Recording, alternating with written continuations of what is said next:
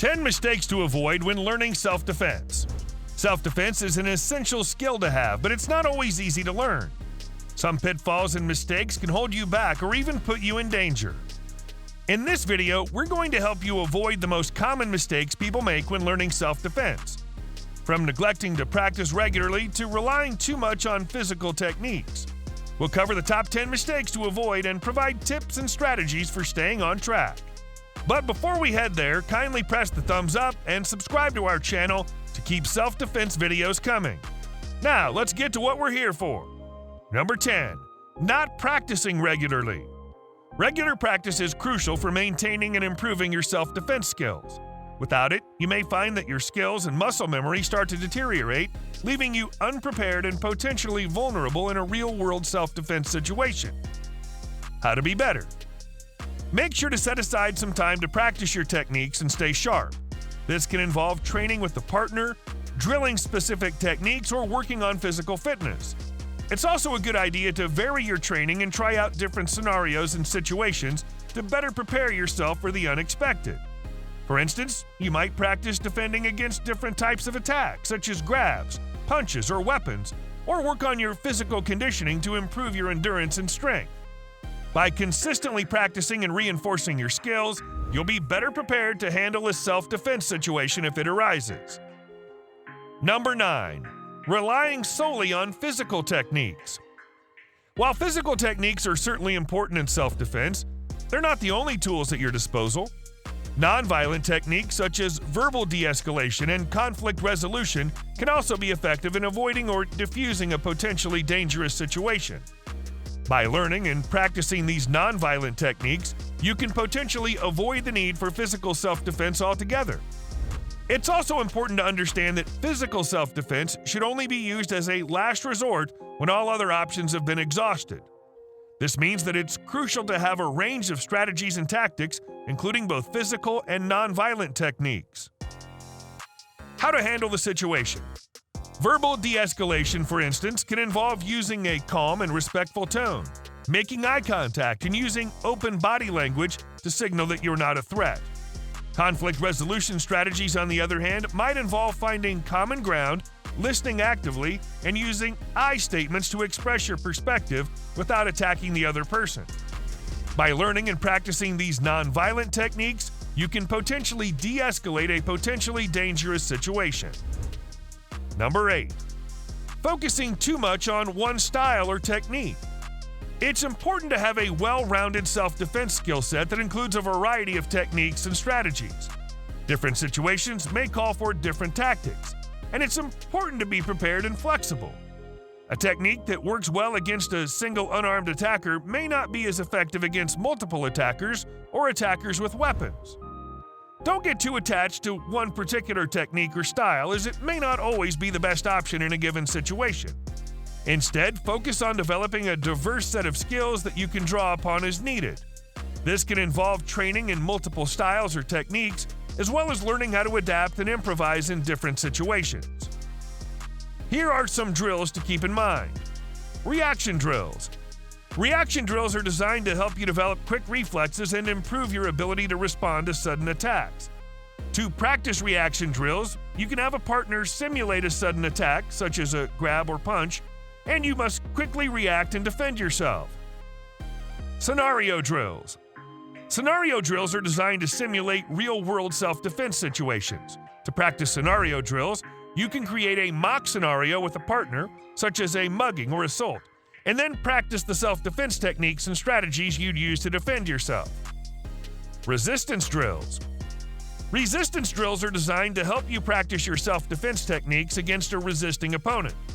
To practice resistance drills, you can have a partner provide resistance as you try to execute self-defense techniques. Counterattack drills. Then you can also have some fun with countering against your partner. All you need to do is work on your reflexes and you'll be good in no time. Number 7. Neglecting to consider the psychological aspect of self-defense. Self-defense involves both physical and mental preparation. It's important to not only be physically fit and able to defend yourself, but also to have the mental toughness, awareness, and confidence to handle a potentially dangerous situation. This can involve developing mental strategies for staying calm under pressure, as well as working on your body language and verbal communication skills. Maintaining good eye contact and a confident posture can help deter an attacker, while staying calm and speaking clearly can help de-escalate a situation. It's also important to develop a strong sense of situational awareness so that you can recognize potential threats and take steps to avoid them. This might involve paying attention to your surroundings and being aware of your own body language and the body language of others. Number 6. Not learning how to defend against weapons. While it's not always possible to anticipate an attacker using a weapon, it's important to have at least some understanding of how to defend against common weapons such as guns and knives. This can involve learning specific techniques for disarming or disabling an attacker, as well as understanding the risks and limitations of such techniques. It's also important to remember that weapons can greatly increase the danger of a situation and to prioritize your safety above all else. In some cases, it may be best to retreat or seek help rather than attempt to disarm an attacker. If you do choose to defend yourself against a weapon, it's important to understand the limitations and risks of your chosen technique. It's also important to remember that weapons can be used in unexpected ways. So it's important to stay alert and be prepared to adapt your tactics as needed. Number 5. Neglecting to consider the legal consequences of self-defense. The use of force in self-defense is generally legal, but it's important to understand the limits and potential legal consequences of using force in different situations.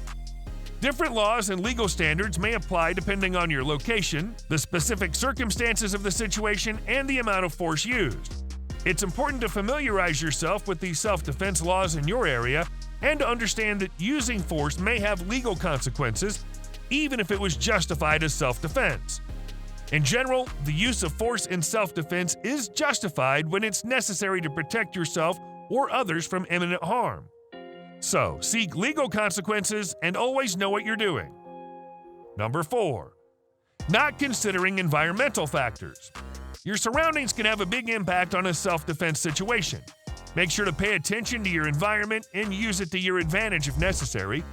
This can involve looking for potential weapons or improvised tools, positioning yourself to take advantage of cover or concealment, or identifying potential escape routes. It's also important to be aware of any potential hazards or obstacles that could interfere with your ability to defend yourself. For example, you might look for objects or surfaces that could trip you up, or be aware of any slippery or uneven surfaces that could impact your balance. Number 3. Not staying up to date with new techniques and strategies.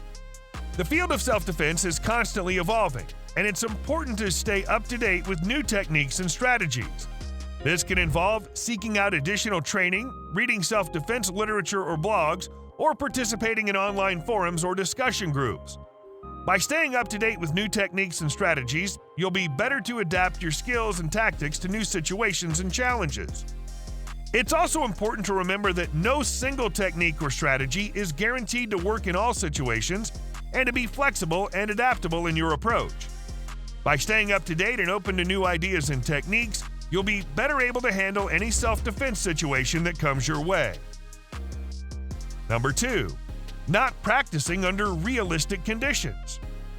It's important to practice your self-defense techniques under realistic conditions as much as possible in order to better prepare yourself for a real-world self-defense situation.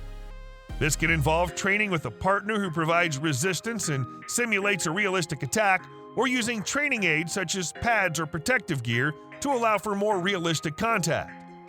By practicing under realistic conditions, you'll be better able to gauge your skills and abilities and identify areas that need improvement. Number 1. Neglecting to seek professional training.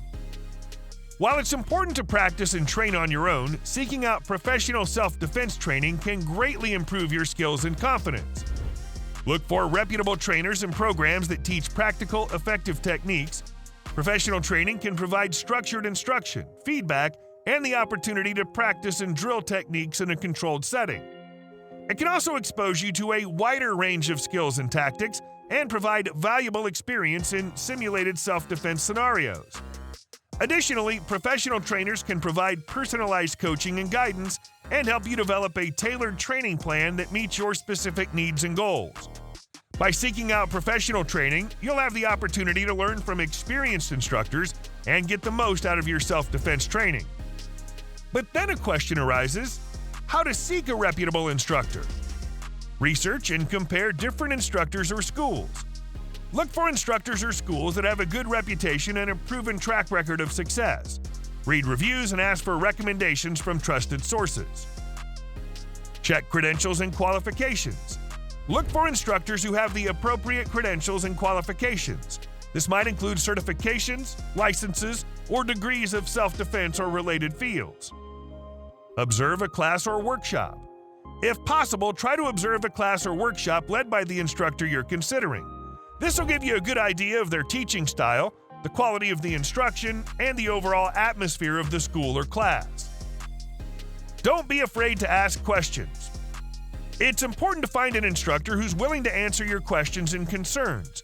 Don't be afraid to ask about their credentials, teaching experience, and approach to self-defense. Precautions to keep in mind while learning. Wear appropriate protective gear. Depending on the type of self-defense training you're doing, you may need to wear protective gear such as gloves, headgear, or mouth guards. Warm up and stretch before training. Make sure to warm up and stretch before training to prepare your body for the physical demands of self-defense training. This can help reduce the risk of injury and help you perform at your best. Train at a controlled intensity. It's important to train at a controlled intensity to reduce the risk of injury. Avoid going all out or pushing yourself too hard, especially if you're just starting or are not in good shape. Follow the instructor's guidance.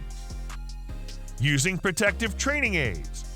If you're practicing techniques that involve contact or impact, consider using training aids such as pads or training weapons.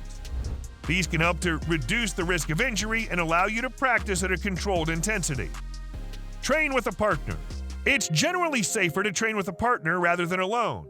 This can help provide a measure of safety and support and allow you to practice techniques and drills in a controlled setting.